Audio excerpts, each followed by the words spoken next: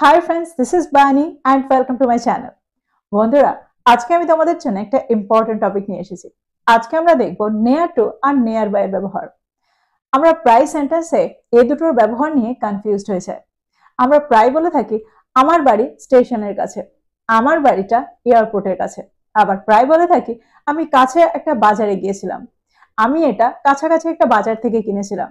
আবার প্রায় বলে থাকি কাছাকাছি কি কোনো ভালো ডাক্তার আছে। তো কোন ক্ষেত্রে আমরা কোনটার ব্যবহার করব, কোথায় আমরা নিয়ার টু এর ব্যবহার করব আর কোথায় আমরা নিয়ার বাই এর ব্যবহার করব, এটা নিয়ে আমরা বেশ কনফিউজ থাকি। তো আজকে আমরা এই ভিডিওটাতে সেটাই শিখব। আজকের পর থেকে তোমাদের নিয়ার টু আর নিয়ার বাই এর ব্যবহার নিয়ে কোনো রকম কনফিউশন থাকবে না। তো আজকের ভিডিওটাও কিন্তু খুবই ইম্পর্টেন্ট, খুবই ফ্রুটফুল হতে চলেছে। তোমরা কোথাও যাবে না, আমার সাথে ভিডিওটা একদম শেষ পর্যন্ত থাকবে। যারা চ্যানেলে নতুন অর্থাৎ প্রথম আমার ভিডিও দেখছো তারা প্লিজ চ্যানেলটাকে সাবস্ক্রাইব করে নিও, তাহলে যখনই আমি ভিডিও আপলোড করব তোমরা নোটিফিকেশন পেয়ে যাবে। তো আর দেরি না করে চলো শুরু করা যাক আজকের ভিডিও। সবার আগে আমরা যেটা দেখবো সেটা হলো নিয়ার টু এর ব্যবহার। দেখো নিয়ার টু এটা হলো একটা প্রিপোজিশন ফ্রেজ। আমরা সেন্টেন্সে শুধু নিয়ার এরও ব্যবহার করতে পারি, কারণ নিয়ার নিজেই একটা preposition.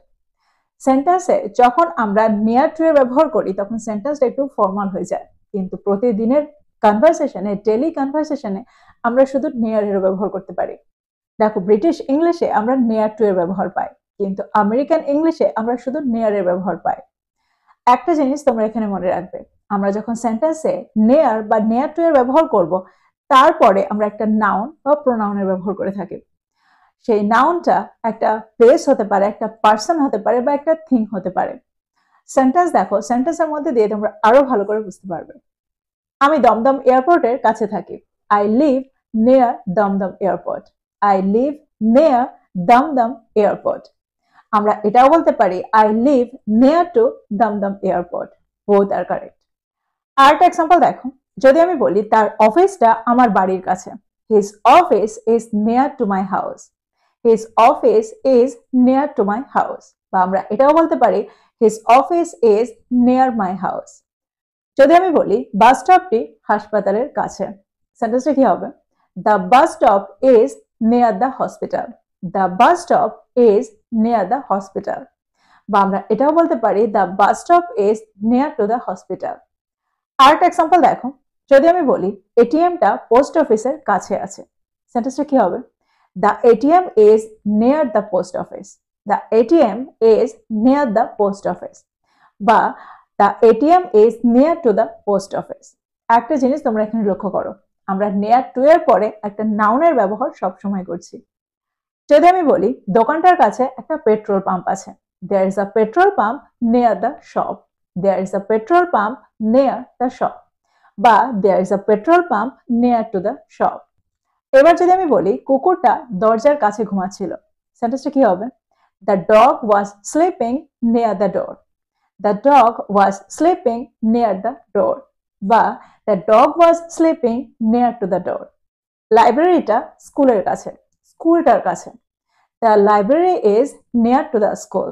The library is near to the school. বা the library is near the school.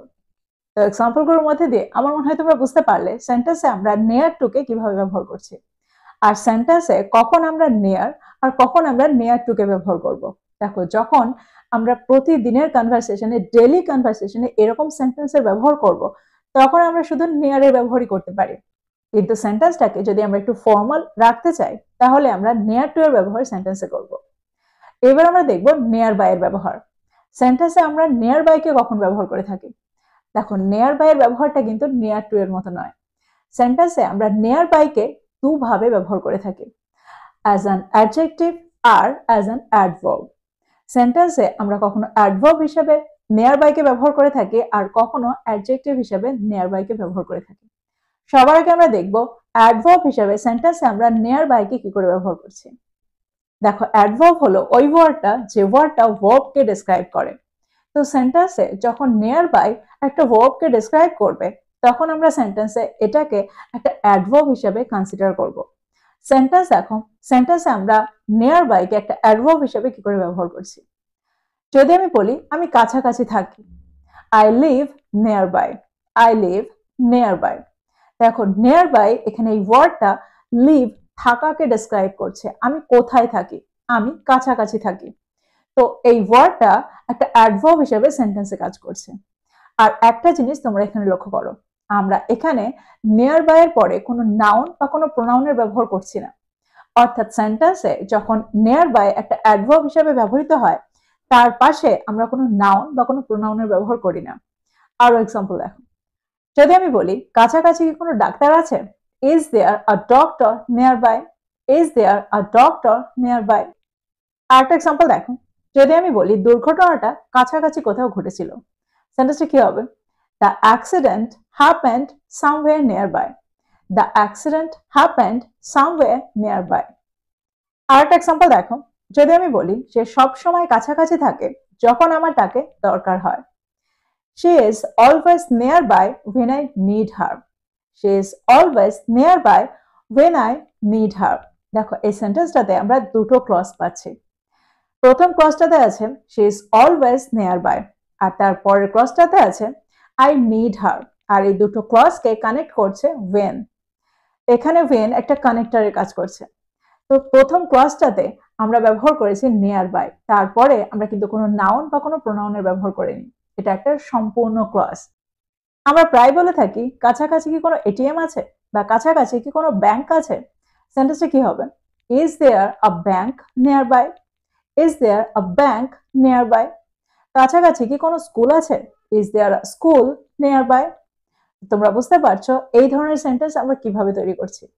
আমরা প্রায় গাড়ি চালাতে চালাতে বলে থাকি চলো কাছাকাছি কোথাও দুপুরের খাবারের জন্য থামা যাক, সেন্টেন্সটা কি হবে? Let's stop near by for lunch, let's stop near by for lunch. তো তোমরা বুঝতে পারছো সেন্টেন্সে আমরা এখানে নিয়ার বাইকে একটা অ্যাডভার্ব হিসেবে কি করে ব্যবহার করছি, কাছাকাছি কোথাও থামা যাক। দেখো এখানেও কিন্তু আমরা এই ওয়ার্ডটা দিয়ে স্টপ এই ভার্বটাকে ডেসক্রাইব করছি। এবার আমরা দেখবো নিয়ার বাইকে আমরা একটা অ্যাডজেক্টিভ হিসেবে সেন্টেন্সে কি করে ব্যবহার করতে পারি। দেখো অ্যাডজেক্টিভের কাজ হলো নাউনকে ডেসক্রাইব করা, অ্যাডজেক্টিভ কিন্তু ভার্বকে ডেসক্রাইব করে না অ্যাডভার্বের মতো। তো সেন্টেন্সে যখন আমরা নিয়ার বাইকে একটা অ্যাডজেক্টিভ হিসেবে ব্যবহার করব, তখন এই ওয়ার্ডটা একটা নাউনকে ডেসক্রাইব করবে। দেখো এরপরে এই ওয়ার্ডটার পরে অর্থাৎ নিয়ার বাই এর পরে আমরা একটা নাউনের ব্যবহার সবসময় করব। একটা অ্যাডজেক্টিভের মতোই এটা নাউনের আগে বসে নাউনকে ডেসক্রাইব করবে। আর একটা জিনিস তোমরা এখানে মনে রাখবে, আমরা কিন্তু নিয়ার বাই এর মধ্যে কোনো স্পেস রাখি না, একসাথেই আমরা নিয়ার বাই এই ওয়ার্ডটাকে ব্যবহার করে থাকি। এক্সাম্পল দেখো, আমরা একটা কাছাকাছি বাজারে গিয়েছিলাম, we went to a nearby market, we went to a nearby market। আরেকটা এক্সাম্পল দেখো, যদি আমি বলি আমরা কাছাকাছি একটা রেস্তোরাঁয় দুপুরের খাবার খেয়েছিলাম, we had lunch at a nearby restaurant, we had lunch at a nearby restaurant।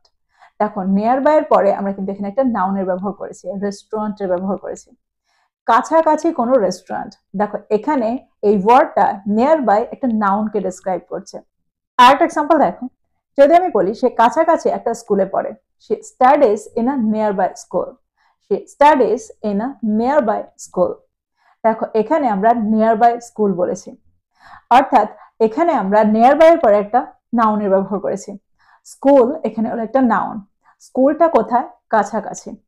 তো এখানে আমরা সেন্টেন্সে নিয়ার বাইকে একটা অ্যাডজেক্টিভ হিসেবে ব্যবহার করছি। যদি আমি বলি সে কাছাকাছি একটা গ্রামে থাকে, he lives in a nearby village, he lives in a nearby village.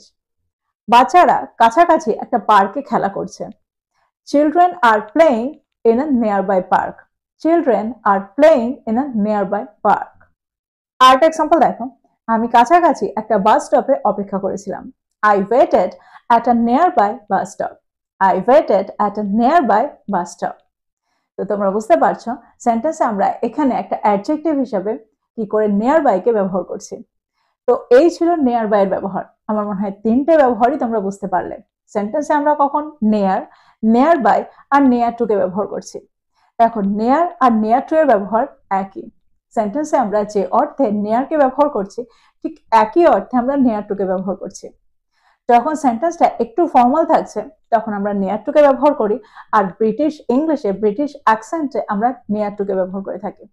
কিন্তু আমেরিকান ইংলিশে আমরা সব সময় শুধু নিয়ার এর ব্যবহার পাই। প্রতিদিনের ইংলিশে ডেইলি কনভারসেশনে আমরা শুধু নেয়ার এর ব্যবহার করে থাকি। তো আমার মনে হয় নেয়ার টু আর নেয়ার বাই এর পার্থক্যটা তোমরা বুঝতে পারলে। আজকের পর থেকে এ দুটোর ব্যবহার নিয়ে তোমাদের কোনো রকম অসুবিধা থাকবে না। দেখো, প্রত্যেকটা পয়েন্টকে নোট ডাউন করো। কিসের পরে আমরা নাউনের ব্যবহার করতে পারি, কিসের পরে আমরা নাউনের ব্যবহার করতে পারি না। সেন্টেন্সে আমরা নিয়ার বাইকে কখন কিভাবে অ্যাডভার্ব হিসেবে ব্যবহার করছি, আবার কখন আমরা অ্যাডজেক্টিভ হিসেবে ব্যবহার করছি। এই প্রত্যেকটা পয়েন্টকে নোট ডাউন করো আর এগুলো দিয়ে প্রচুর সেন্টেন্স তৈরি করো। যত তোমরা এগুলোকে প্র্যাকটিস করবে তত তাড়াতাড়ি তোমরা এগুলোর সাথে সরগর হয়ে যাবে। তো এই ছিল আজকের ভিডিও, এই ছিল আজকের টপিক। ভিডিওটা ভালো লাগলে লাইক করতে ভুলে যেও না, বন্ধুদেরকে শেয়ার করো যারা ইংরেজি শিখছে। So this is all about today. I will be back with another video. Till then, take care. Thank you for watching this video. Bye bye.